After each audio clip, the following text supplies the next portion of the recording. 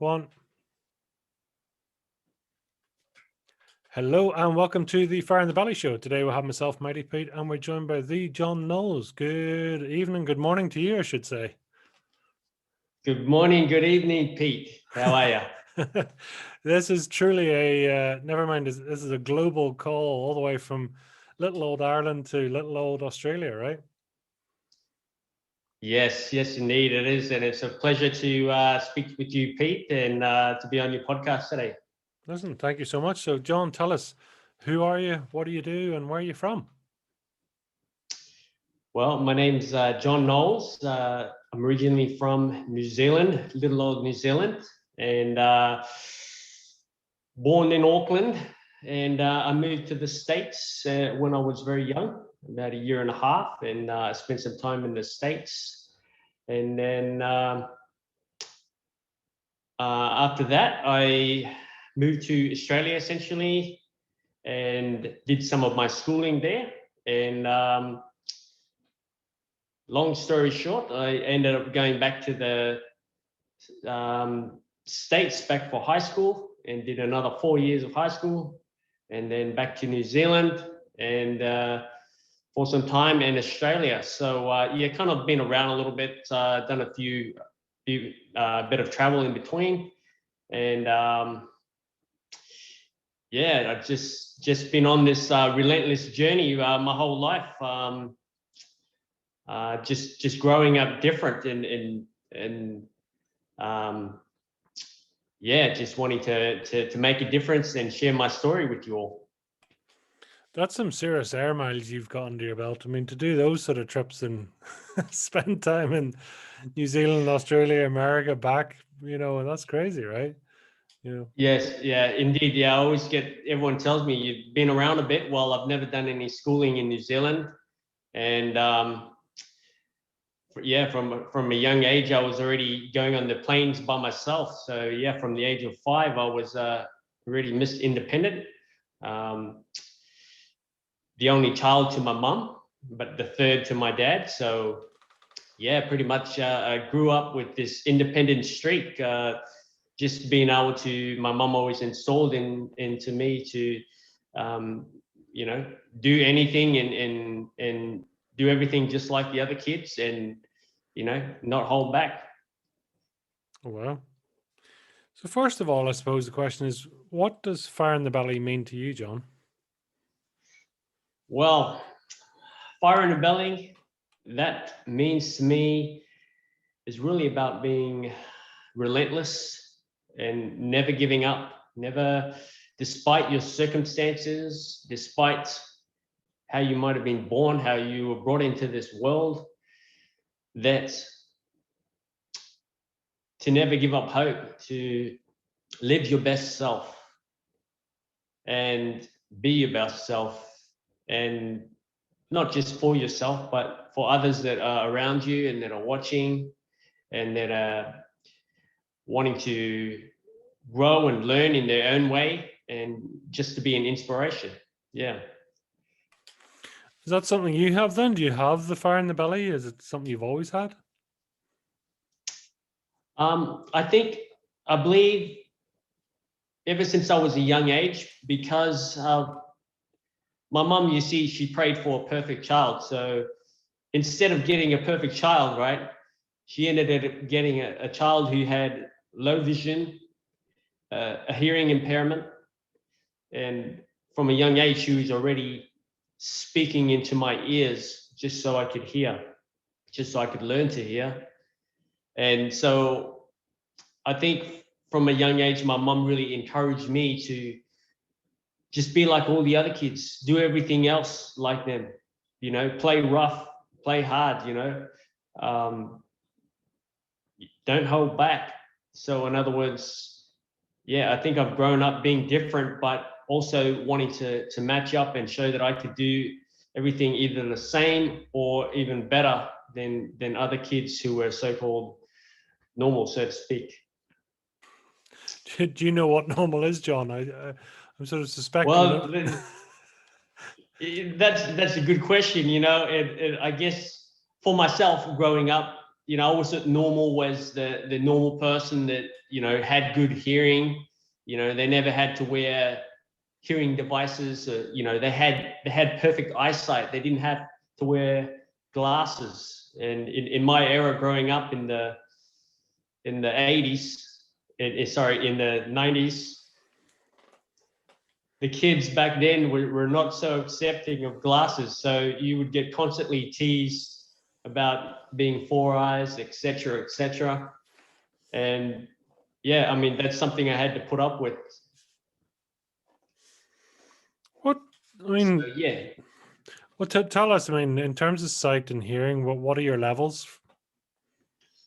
Well, put it this way, I haven't had a checkup for a very long time, but the eye specialist said it wasn't good enough to drive, apparently. So they've been saying one thing, but I've always believed in my lifetime that I will be able to have that perfect vision, have that good vision, that perfect vision, and that just because your genetics, predestined you some way doesn't mean that that's the way I always have to be. So yeah, pretty much that's what the eye specialist said. And also hearing, well, my left ear is 50% hearing loss and my right ear is about 25% hearing loss.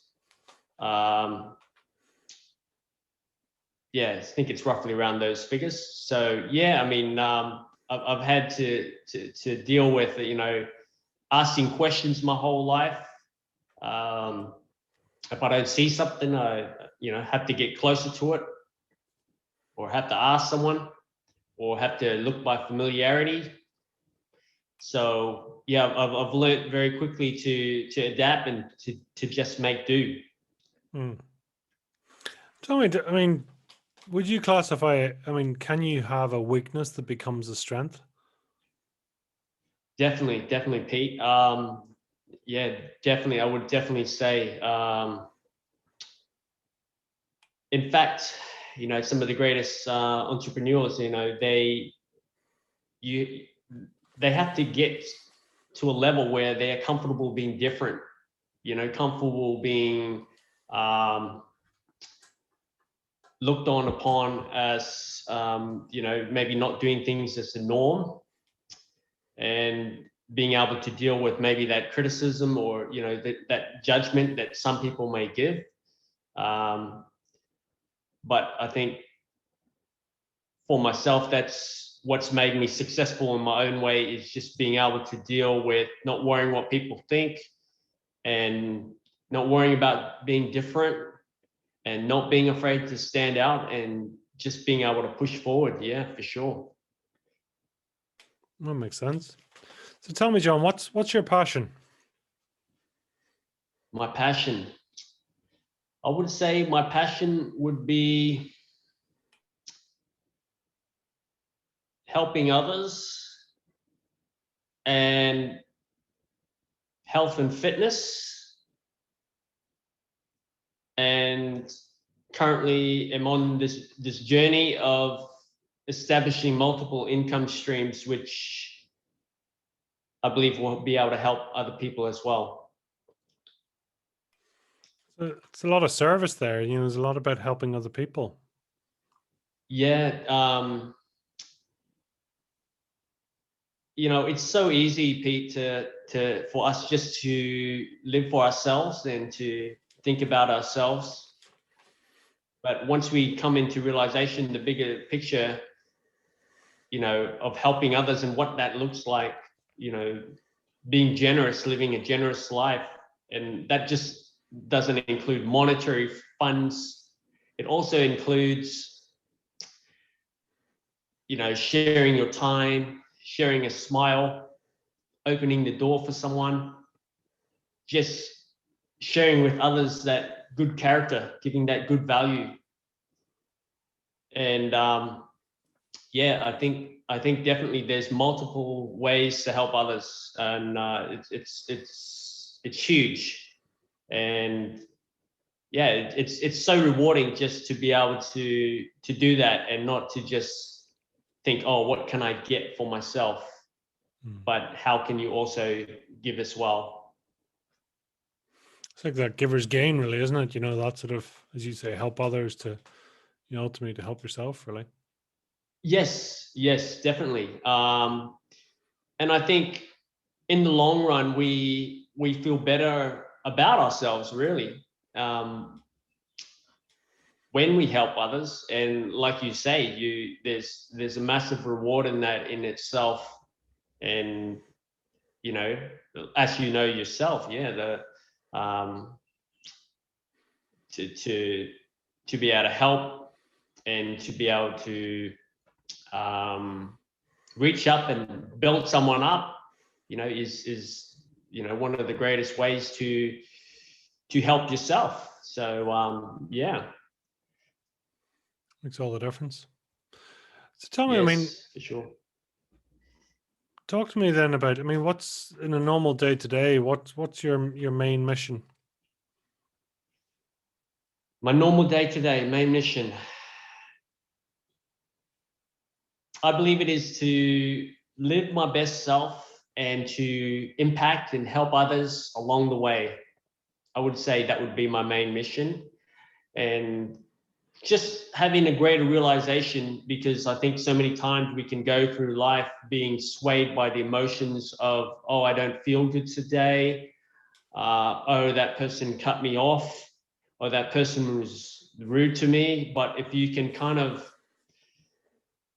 get a grip on yourself and say, you know, yeah, I've got to push on. Yeah, I've got to evaluate your emotions and say, yeah, you know, I really don't have to react, and, you know, look at things from another person's point of view. When you can see it from someone else's point of view, I guess, you know, you have that more of that empathy, and you have, you feel better in yourself. You're less stressed, you know. Why let all the worries and stress of others and of life constantly weigh you down to the point that you're in this kind of depressing state? Wow, strong, strong. Do you, I mean, do you believe you're where you're supposed to be at this point in your journey?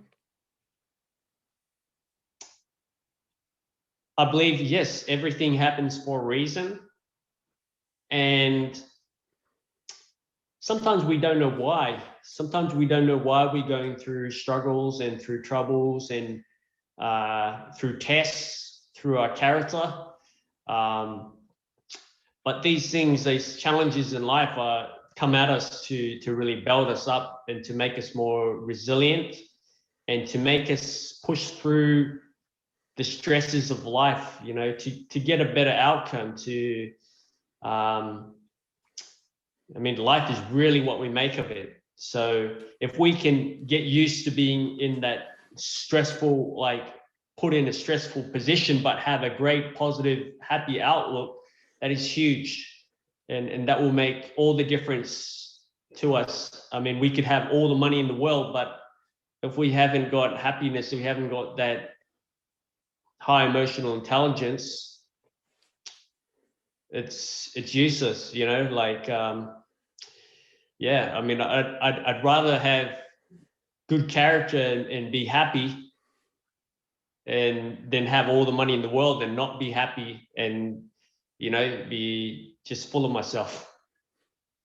Yeah, it's interesting. You talked there about emotional intelligence. Talk to me about that. Well, I think that is a lot of times just about evaluating. Once I think you are aware that you can be swayed by situations, or that maybe you have an issue with, um, you know, reactions to certain things, or, you know, you've built up habits over the years that cause you to react in a certain way. I think once you are more aware of it, and you want to see, well, who do I have to become, and what do I have to learn to get to where I want to go? What is the person? What does that look like? And if you think of it like this, like people want to be around happy, positive people. Like people like to be around people like themselves. And I think the best ways to get good interactions out of life is to be happy and positive yourself, because that attracts that good energy. It's almost like a people magnet. So automatically in itself, people want to get to know you. People see your confidence in your smile. People want to they can just feel that you want to embrace them, that you care, and that's super important in our connections in life and what we want to do. And it helps us heaps just to be able to connect with others.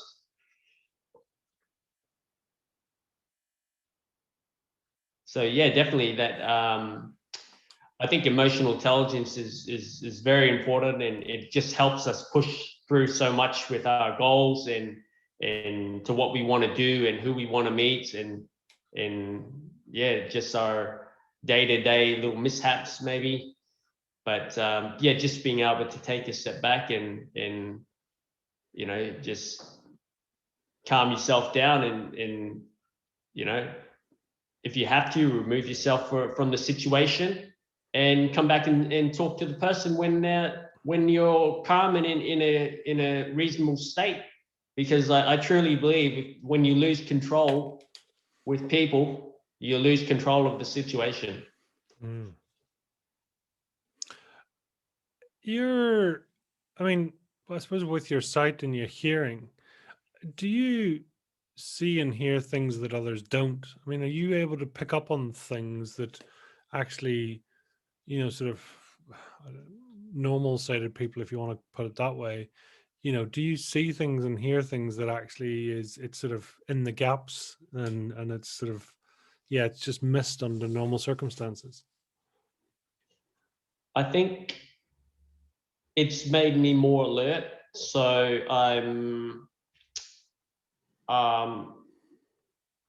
compared to maybe the normal person that's normally so-called aware and can see certain things or hear certain things. Me, I'm more conscious, so I'm on the look. It's not that I'm constantly looking around, but I'm just more aware of my surroundings, or I try to be. And I think in terms of hearing, a lot of people sometimes they're surprised they don't hear it, or people assume, they kind of have this stereotype that sometimes, when you've got these issues or these so-called handicaps, that you're kind of dumb in a way. But yeah, it's totally not the case. And I think someone with any kind of disability whatsoever should never be underestimated what they can do, can be, can see, can hear, what they're capable of in their intellectual ability and their ability to achieve. So yeah, I mean, I definitely think that yeah, I've compensated in other areas, and yeah, I'm a force to be reckoned with, just like anyone else. I love it. I love it. What are you capable of, John? What are you capable of today, and what's the future hold for you? That's a good question. I believe I'm capable of. Well, I've got a big vision, and it's to help 1 billion people or more in my lifetime. And I think maybe to the average person that might seem a bit strange, but I believe through my story and also my start of my entrepreneurial journey, that I would be able to help others and help them create income streams, and also to be able to inspire them with my story and to help them see and somehow want to get the best out of their own life, despite maybe their circumstances or what they're going through or their upbringing, or how they were brought into this world, etc. And yeah, my mission is I just want to help many people as I can. And for you, is it, I mean, is the power in the journey? Is the power in the person, do you think, or is the power in the circumstance? I think for me,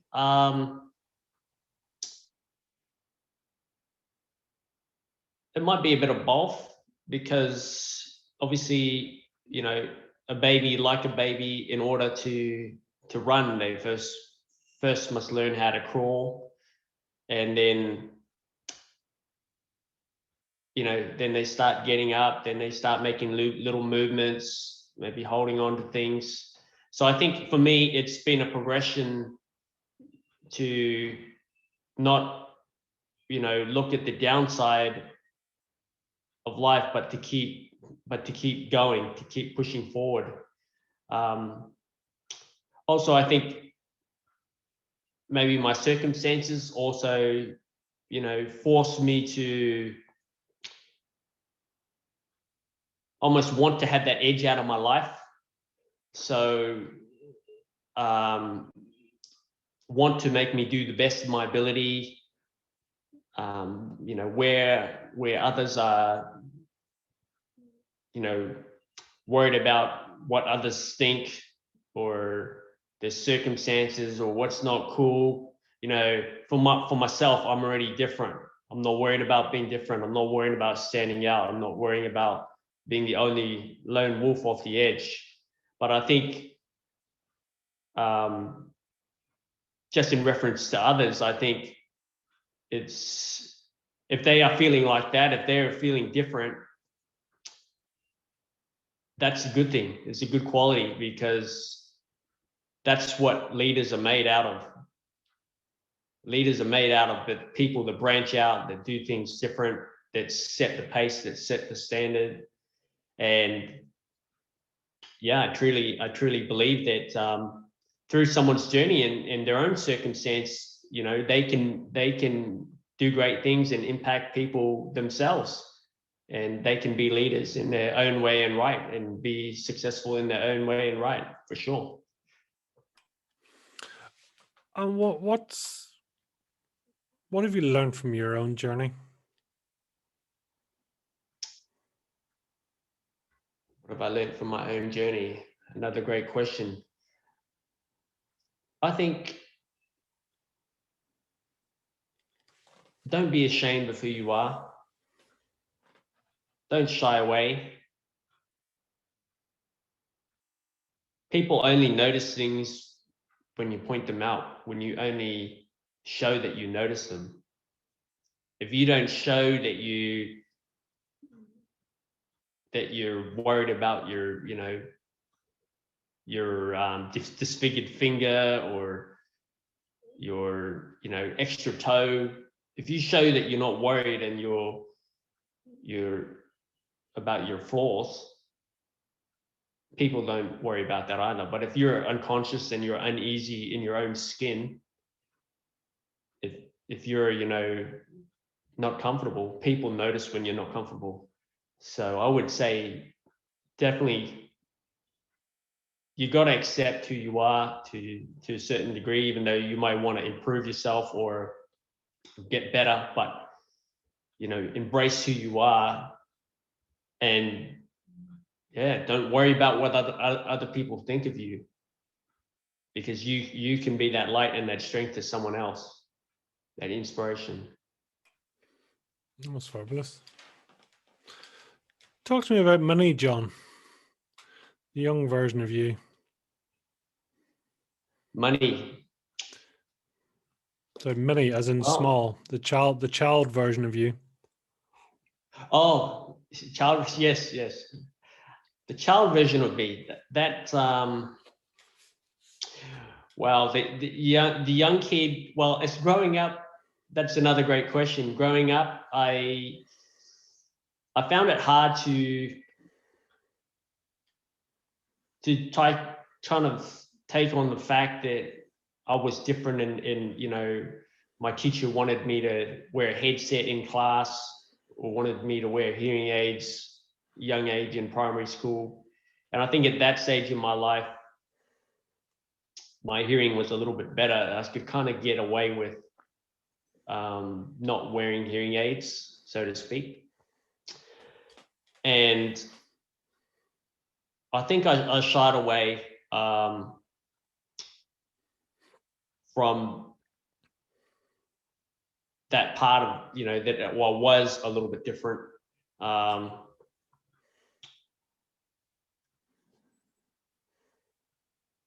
but at the same time, I think it made me push harder in other areas. Like one of my favorite sports was soccer, and I would just play that with a resilience and with relentlessness.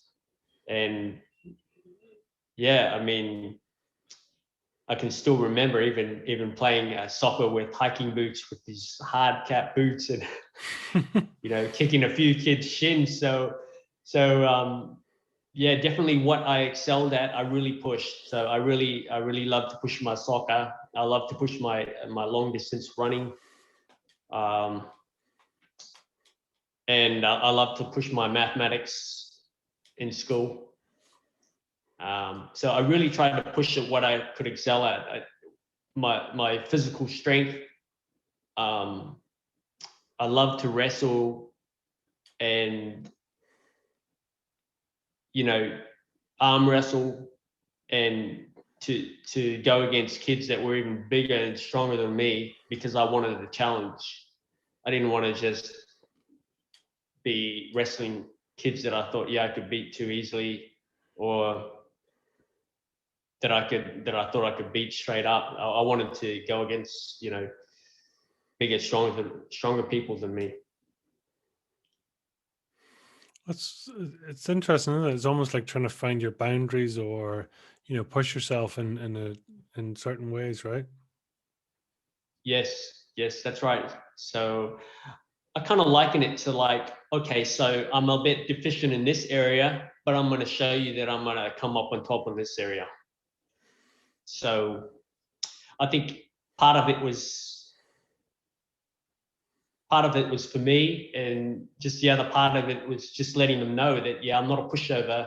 You know, you can't just judge a book by a cover without walking 1,000 miles in their shoes. So yeah, that's where I think, you know, respect and empathy and being non-judgmental to others is definitely key. And you mentioned earlier, I mean, was bullying or anything like that, was that prevalent at the time, or did that sort of drive you on? And I would say, in the verbal sense, in primary school, I would say yes. It wasn't like constant, but it was enough that kids would say, "Oh, four eyes," you know, wearing your four eyes. Well, it's kind of something got a little bit used to, but at the same time,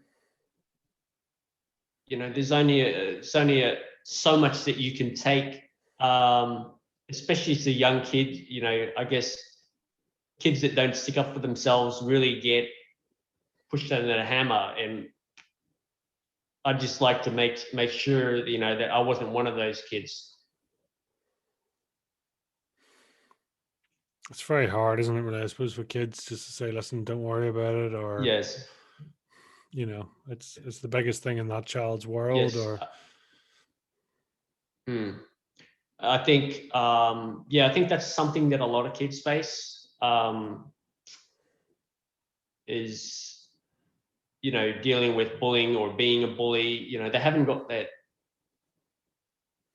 They're not like a lot of them haven't got that good upbringing, you know, where their parents have really installed in them, yeah, you don't go around teasing kids. I think a lot of times maybe it's so-called accepted. It's like some things are accepted, and then when it starts getting to the physicality, maybe it starts not getting accepted, and yet, you know, really bullying starts, you know, much deeper than that, you know, from the emotional trauma. So, yeah. Who's been a inspiration or a hero in your life? Who stands out? I would say the first person that would come to mind would be my mum. And my mum comes from a very small island in the Pacific, in the Fiji group called Rotuma. And she grew up from a humble home. You know, my grandfather fished and lived off the land, and he was chief in one of the chiefs in Rotuma. And my mum told herself, you know, she never wanted to stay on that island and have kids on that island, and hence she moved to the mainland and eventually got married and went abroad. And I think, yeah, just my mum's been such an inspiration for me to never give up, always believe in yourself, always push forward and make the best out of life. We only got one shot at it. I would say probably besides my mum, I would say probably in the more recent years, I've been fascinated or very much interested in you know, successful people that have had tough beginnings or have had handicaps in their lives, or that have so-called, you know, gone and made their millions. So for me to see them and see other people's story and see that they've either had, you know, hardships similar or even worse, so to speak, you know, where there's others like, you may have heard of Nick Vujicic. I think you've heard of him. Yeah, spectacular. Yeah. No arms, no legs. And, you know, this guy started off just speaking at schools. His cleaner at his school said to him that, you know, maybe you should try public speaking. And it's just amazing. He went from this crazy bully background to speaking to smaller and then larger and larger crowds. No arms, no legs, no worries. Yeah, that's right. That's fabulous, you know, and that's what I find fascinating is almost sometimes, you know, it's you know, so less is more sometimes, you know, when you have a perceived weakness, it actually is your strength, you know, when you learn how to actually, you know, use it. Yes, for sure, and embrace it, and, you know, like give that inspiration to others that, you know, hey, if that person can do it, you know, why can't I? You know, and yeah, no, it's huge, definitely. What was the original plan then when John grew up? What did John want to do? Wow. Well, originally I wanted to be a lawyer, and yeah, I was told numerous times when I was younger that I could argue my case, and, you know, I would make a great lawyer. So that was something I wanted to pursue. Unfortunately, my dad would always, he'd say to me, oh, well, you have to have great English. And hey, I speak English, but you know,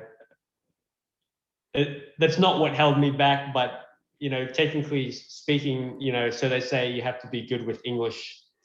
I haven't never ended up doing it, and it's not my pursuit or passion these days. But yeah, back then that's what I wanted to be when I grew up.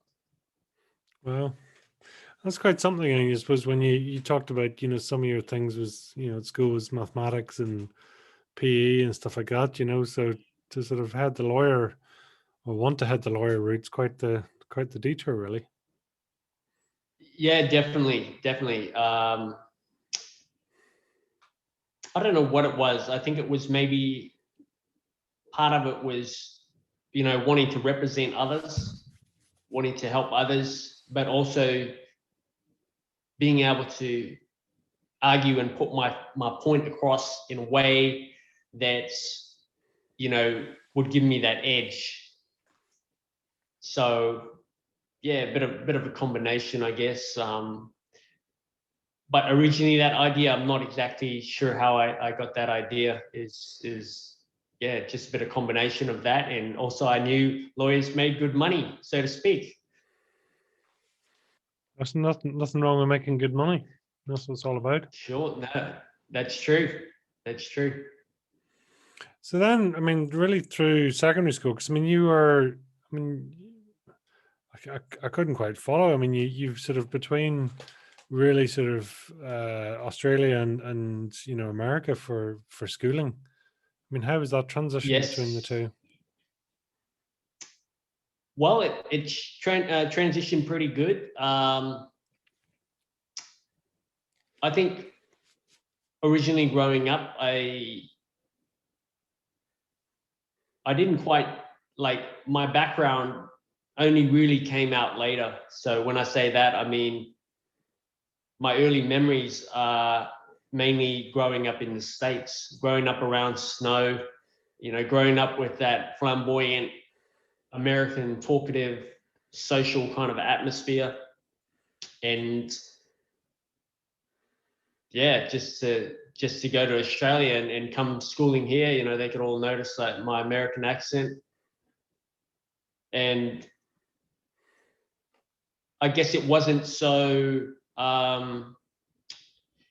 it wasn't as interesting for the Australians here as it was for the Americans when I went back for high school, which just absolutely loved my, Australian accent, and which I'd picked up before I went back. And yeah, they just loved it. It's just like a focal point of them wanting to get to know me, or talk to me, hear my accent, etc. But to be honest, I just love that kind of talkative kind of out there spirit the Americans have. So yeah, that I totally resonate with that. I think sometimes down here in Australia and New Zealand, people are sometimes a little bit more reserved in some ways. So yeah, you've really got to you've got to make the initiative and put yourself out there and make the first move sometimes with friendships and relationships. Yeah. It's interesting, even the culture difference between Australia and America. That's both are fairly outgoing type of personalities, right? Or if you were to generalize a whole nation, if you like. Yes. I suppose Yes, it's definitely. Yeah, definitely different. And yeah, I mean, there's so many different diverse things about each country that I love, really. But just a few things about the States of memories back there is I just love the diversity going from the mountain to the beach, being on the west coast of the States and being in Utah, Washington, and just, you can go from the deserts to the mountains, you can go to the beach, and you can yeah, it's just like all-rounded kind of fulfilled, really. Yeah, I mean, I grew up loving snow sports as well, and being heavily involved in that, snowboarding.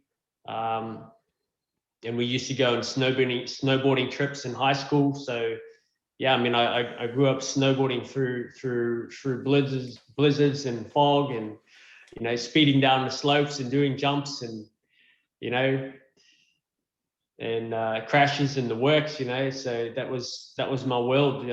Growing up from a young age, I was already skiing at 5. So yeah, I just love the diversity of the states, and yet here in Australia, it's great too. I always say to all my friends, I love the weather here in Sydney, and yeah, we get beautiful blue skies, and it's just so uplifting. And I just want to encourage all you UK people watching that we have great weather down here. If you ever want to come live down here, you're welcome to, because yeah, it's just something about the sunshine that really uplifts and boosts your countenance and gives you energy and gives you warmth. That, yeah, it's just beautiful down here. Yeah, it's better than the weather in Ireland, that's for sure. I'm sure. It's like, yeah, I mean, it's bound to be. I mean, it's sort of good for the soul, isn't it, to get a bit of heat on Yes, the bones, and really. definitely. It sounds like, I mean, you're a real sort of outdoorsy type person. That seems to be your go-to, really. Is that a fair statement?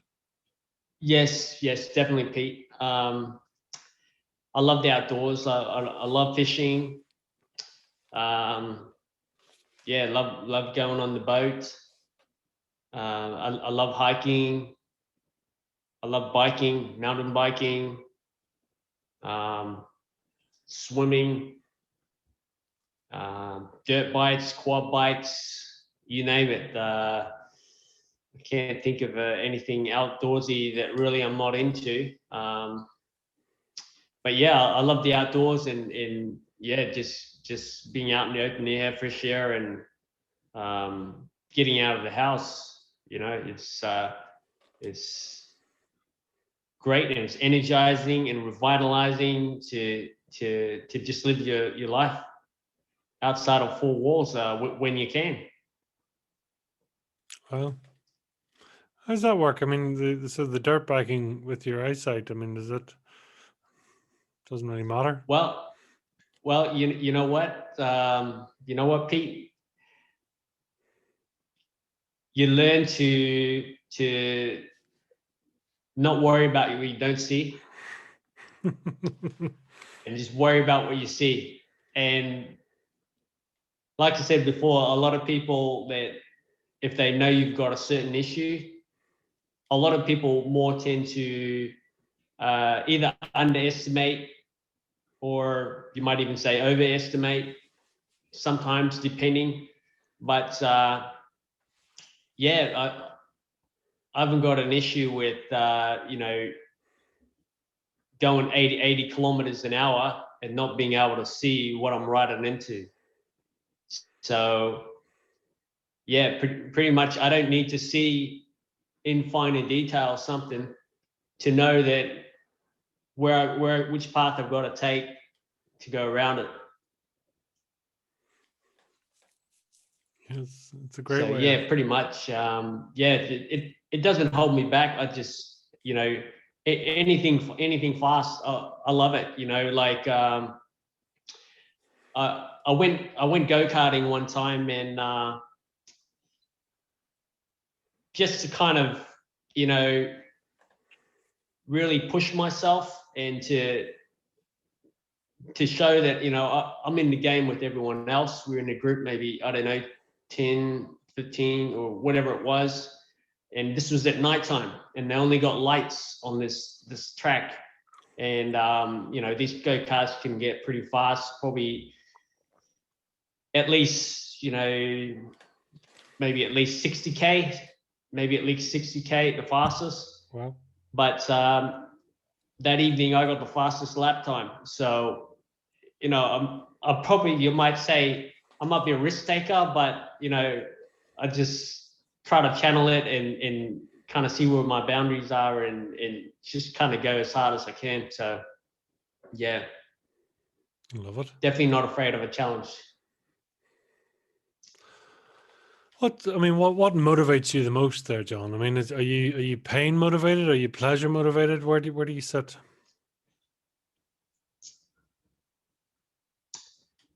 I would say part of it would be pleasure motivated. I think definitely. I think I've been growing up. I've been a real thrill seeker. So yeah, I definitely love the feeling you get when you achieve something, or when you're good at something, or yeah, it's that reward signal in your brain that you get when you push through some barrier to achieve whatever you want to achieve. And yeah, I think definitely I would say probably more pleasure seeking than pushing through the pain barrier. Yeah, definitely. And what would be your core values then? Core values, I would say empathy for others,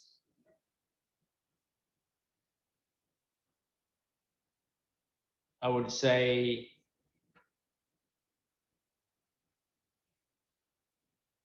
respect, kindness, and generosity. I guess I always like to think of myself as a generous person, and sometimes I feel that when people are generous to me in a bigger way, I feel taken aback.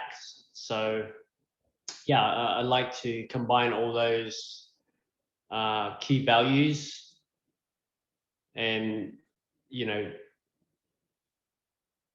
really channel that into that integrity, who I am as a person, and try to be the best person that I can be, and show that good character in that in all my interactions, for sure. And where do we see the best version of you? Where are you most in your element, your prime, your of greatest service? Greatest service, I think one of my elements would probably be recognizing others, and would be in maybe the realm of leadership and coaching, just because I think a good leader, they set the standard, and they recognize others, they encourage others, and they also, although they might point out something that someone can do better, they always recognize their strengths as well. So I think it's really, I would say, yeah, that would be one of my strengths, would be to help and lead and uplift others, in just to help them see the better side of life, and to know that someone recognizes or sees their efforts, or believes in them, that they can pursue their goals and dreams as well. Yeah, for sure. And talk to me then about goals and things like that. I mean, how do you? I mean, do you goal set for yourself? I mean, how do you sort of see the future as such? Yeah, I think goal setting was something I struggled with growing up, because my dad really tried to say to me, "Oh yeah, you got to set these goals," and I think it was hard for me to get things on paper. But in more recent times, I've been really trying to knuckle down on that and being more specific. What's my 5-year goal? What's my 1-year goal? 3-month goal? What's my monthly goal and my daily goals? So I guess just seeing the importance of, seeing a direct path to where you want to go, and having that that specific point, in your life or in what you want to achieve, to have something to aim for, I think is definitely key to getting there. And for yourself, I mean, do you put in like bucket lists? How big do your goals go, and how far out do you tend to go? I think that's currently something I'm still working on, and I'm still trying to discover how and work out the processes of how I'm going to achieve and do things. I think my whole part of my story, I think is a big part of my bigger goal, just wanting to impact the world and at least impact that 1 billion people before I pass on from this life into the next. And just to share my story of resilience, and to just, I see the struggle, over the years. I've had so many times where employers, they don't want to employ me, even though they might not say it to your face. They don't want to employ you because they think you're second best, because you're not 100%. Your eyes aren't 100%, or your ears, or whatever it is. And yet what they don't realize is that's a strength for, that I've got other qualities. So yeah, I think just wanting to, I guess it's just been a process of discovering along the way what I got to do, steps I got to take, and what I got to learn to be able to reach as many people. Learning this game of media and social media, and coming into this world of podcasts and YouTube, and telling your story, how stories are so powerful, in coming into this realm of meeting more, connecting with more people that are in this space that I can gain some value of, and also hopefully be of some value too. And I guess it's just being a learning journey for me to see what steps I need to take, and also meet the people that I need to meet that can help push me along in this journey as well. So what's on your big bucket list then? I mean, is there people you'd like to meet, or certain things you'd like to do? Let's put it out there in the universe. What's on the big fun goal list?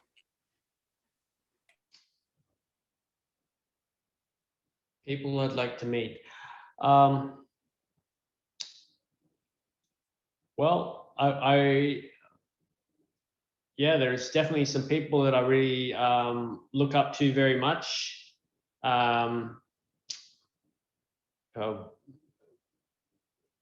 Richard Brunson from ClickFunnels.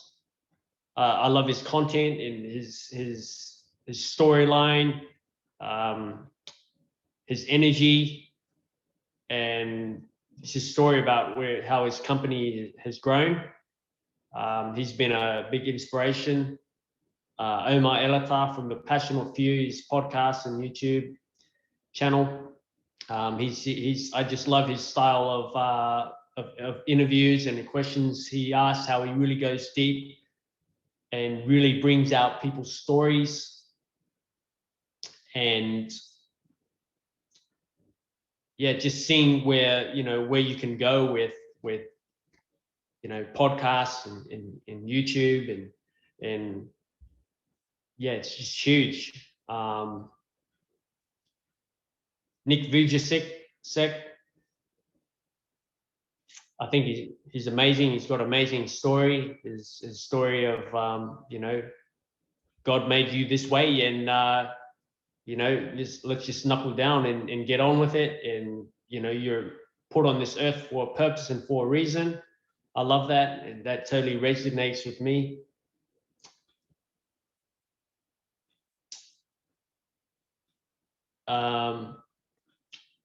Also, Joja Dinsa.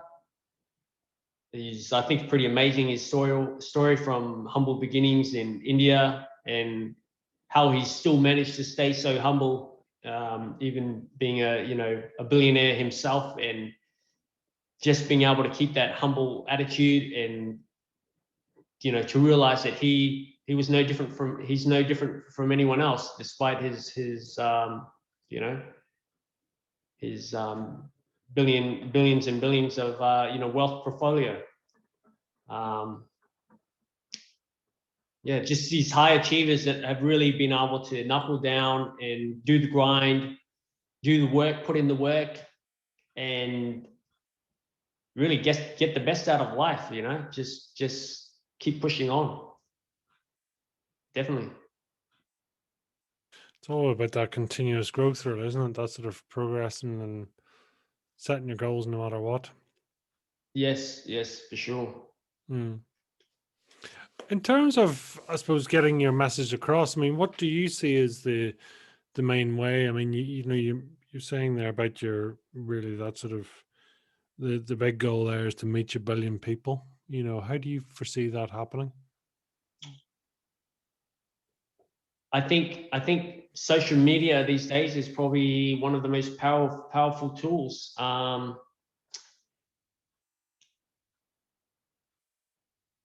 Social media and the spread of any income streams, tools, or any other kind of value, ebooks, whatever content I can put out. I think just for others to hear my story and to benefit by maybe something I've created or a product or even a service, would be totally amazing. So that's sort of being of service to others. I like that. That sort of really sort of getting the content and getting a book or getting sort of, I mean, can you see yourself writing books and podcasts, and really where's your sort of preferred go-to? Definitely I've had this podcast in my mind for a while, and just been trying to get bits and pieces of information how I can start it and get it underway and get the value, not only for myself, but to be able to do interviews like yourself, Pete, and let other people hear other people's stories as well, and to get some value from that and inspiration for sure. Definitely. It's all about, again, I mean, that's sort of that key word you talked about, really, I suppose, was the connecting and, really that sort of sharing other people's messages.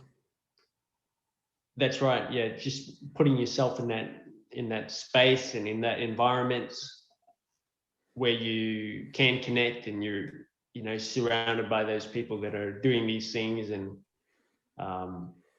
sharing these kind of content.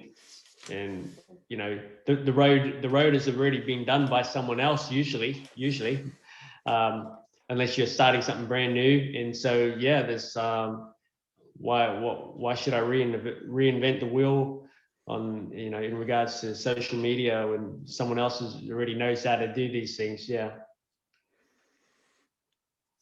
What was a big turning point for you, John? What was sort of significant milestones, if you like?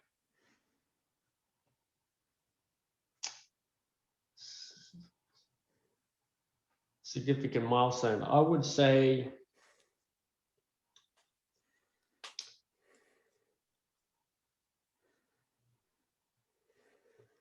I think one of my milestones would have been being on the verge of not possibly finishing high school and struggling with school to study and to concentrate, and getting boggled down with, you know, a huge English assignment that I couldn't see the steps to finish, to finish that 5,000 word report. I couldn't see through it, but or it might have even been 10,000, but just the steps that I needed to take to be able to finish that. I think that would be one of the milestones, that knowing that not only through my own efforts, but knowing that, through my belief and faith in God, knowing that, I had extra help to accomplish and to push through that and finish my schooling just like everyone else. And yeah, I think that would have been one of the milestones. I think probably my other milestone would also be one of them would be getting married, and being married to the love of my life now of 7 years. And yeah, just being able to spend that time with someone who's been supportive and been encouraging and has been a light, and yeah, just really wanting to not only succeed and do well for myself, but now that I have a family and I have kids, to be able to succeed and help them in a big way as well.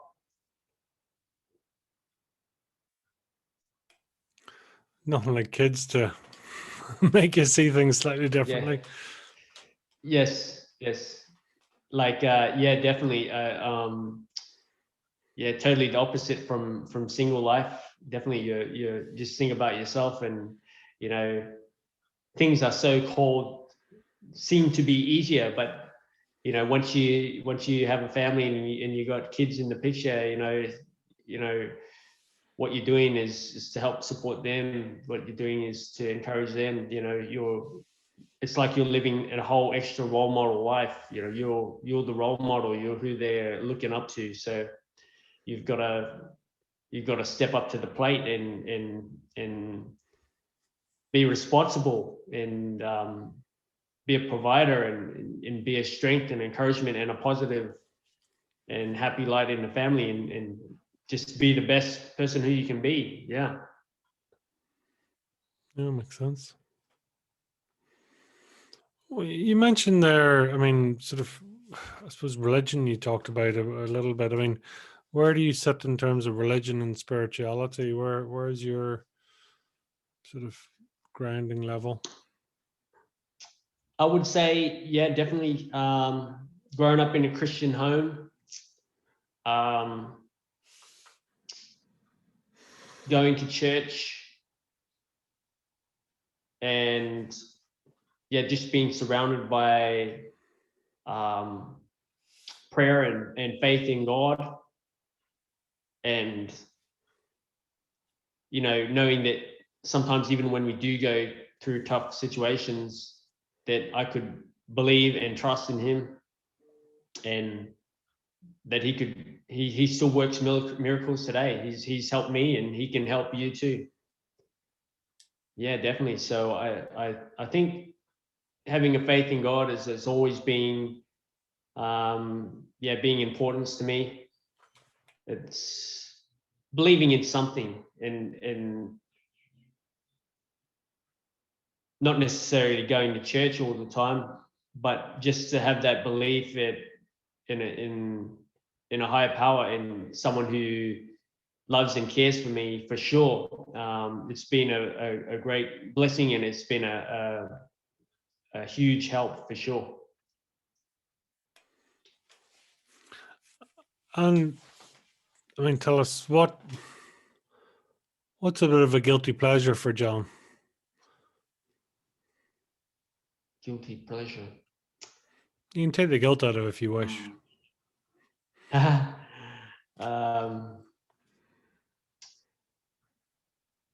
Well, the first thing that came to mind, Pete, was chocolate.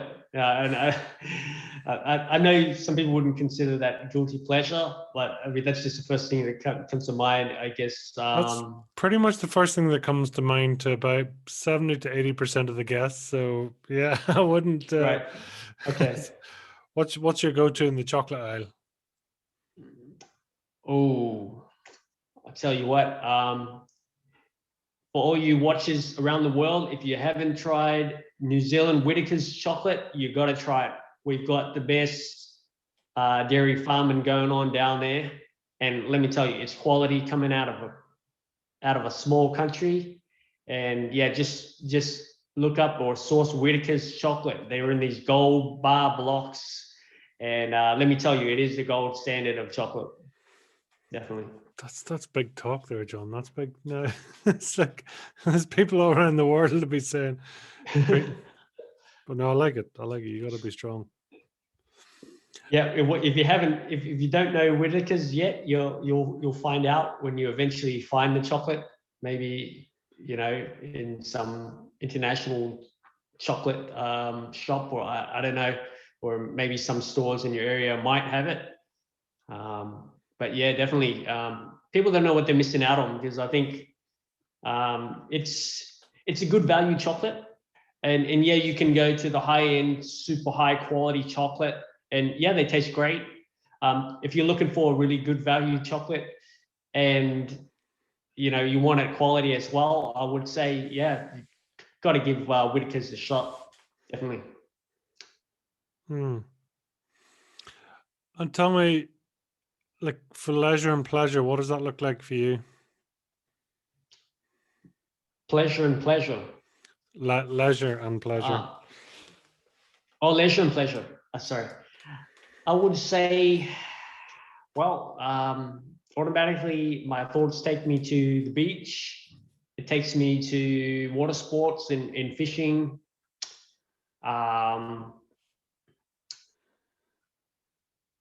Yeah, just being on the water, wakeboarding, water skiing, bodyboarding. It just those adrenaline seeking sports, I guess, so to speak. Yeah, it just takes me right there. But obviously, straight up, it just takes me to the beach, and yeah, I just love the beach and the sunshine, and getting that good vitamin D and those negative ions. It's definitely uplifting for your countenance and good for your soul to, if you live in a highly populated density kind of city suburban area. It's definitely good to disconnect and go outside of into nature. Yeah, that's good to know. So tell me, if you were to describe your fire in the belly in 1 or 2 words, what would that be, John?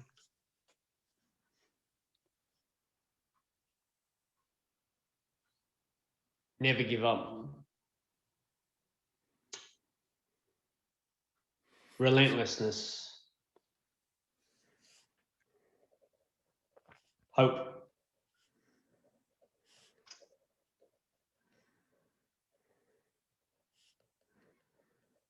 Challenges. Press through challenges. Don't stop. Don't settle for less, and don't worry about what others think, because the only thing that really matters is what you think in your own mind.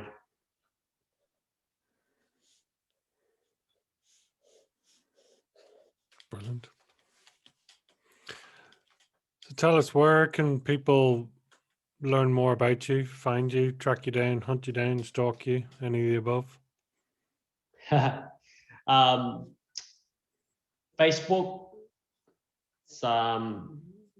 They can look up John Knowles, John Knowles, Knowles. and also YouTube, I'll be putting out more videos, putting up some videos on YouTube, just barely getting started, but I want to be putting out that valuable content. And hopefully I'll have my podcast up and running soon. So I'll be able to share my story and also connect with others and share their stories too. So yeah, just a few of the ways there. Also, if they would like to WhatsApp me on country codes 61 483 800 762. They can WhatsApp me on that number, and I'll be happy to respond and take any engagement. Love it. So tell me, John, is there a final thought you'd like to leave with listeners?